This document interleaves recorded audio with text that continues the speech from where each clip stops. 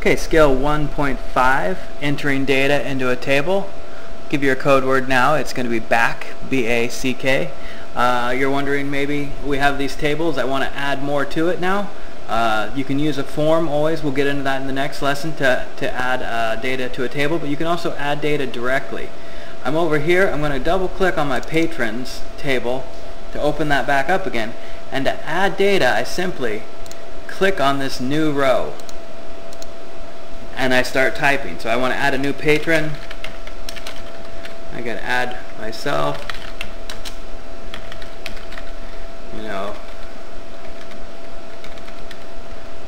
start putting information in here. Now the one thing I want you to note about this is in Access, as you type data into a table, it commits it to the database, which means it saves it already. So this is in my table right now. When I click off of it, this record, my record, exists in the patrons table.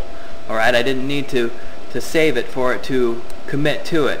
Now that's one thing, if you're used to typing and wanting to revert back, you don't get the same freedom that you do, but also you have more protection in that it does add it to the database right away, to the database table.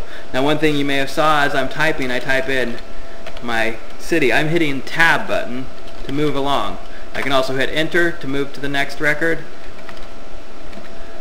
or tab. And then one thing, if we get here, whoops, let me go back. If I'm here at the last record and I hit tab again, it automatically puts me on a new record. So I can add a new record in there. Now that's adding data into a table. Again, we can only do this in the data sheet view. We can't do this in the design view. But that's basic ways to add data to a table. In the next lesson we'll look at adding data to a form.